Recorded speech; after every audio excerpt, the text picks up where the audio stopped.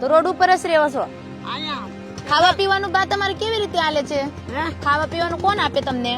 આ નિહાળમાંથી દે ઓલા ગઢી દીકરાની વહુ દઈ જાય હા. કોણ દઈ જાય કોઈ ખાલી સમય વયો દા અહીંયા હુવાનું પણ અહીંયા રહે. અહીંયા જ અહીંયા 24 કલાક અત્યંત માજી દુખી હાલતમાં અહીંયા રોડ ઉપર રહે છે. તમારે જાવું છે ને પછી પાછા નહીં આવો ને ન આવું પાછી થોડી આવો આમાં પછી એમ નો કે તકમાં પાછું આવું છે આવવા નહીં દે તમને ના ના ન કર હો બહુ અહીંયા મજા આવશે. તમારા જેવા ઘણા બા છે અહીંયા. ત્યાં તમને સત્સંગ કરવા મળશે જમવાની હા, વ્યવસ્થા મળશે હા હા કાઈ વાંધો નહીં હું અહીંયા હું મારે છે તો અહીંયા આવું ઓળખો છો?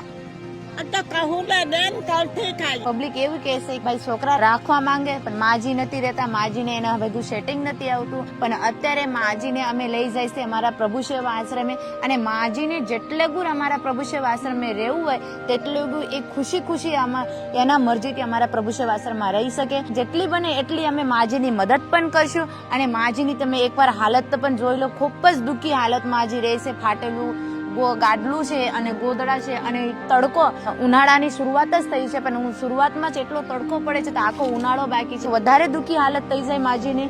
માજી આવું છે ને આશ્રમે? તો ચાલો આપણે પ્રભુ સેવા આશ્રમે જવું છે. હા હાલો હા, ખાઈ લો પેલા. લાવ તમારા હારા મુય ખાઈ લો, મને તડકો લાગી ગયો છે. ગાય ખાય છે?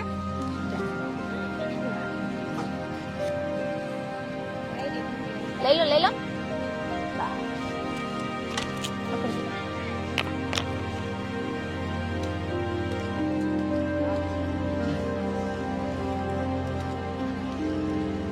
આજે તો અમારા ગૌ માતાનું પણ અમારે હારવાર બાની સેવા થઈ ગઈ, તો ગૌ માતાની પણ સેવા થઈ ગઈ છે.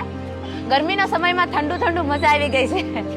કે છે ને કોના ભાગનું કોને મળે નક્કી નથી. તો જે મારા માટે ગોળો લાવી હતી તો મને ગૌ માતા મળી ગઈ છે, એને ખાઈ લીધું. પણ બહુ આનંદ થઈ ગયો છે આજે, ખરોખર બહુ મજા આવી ગઈ છે.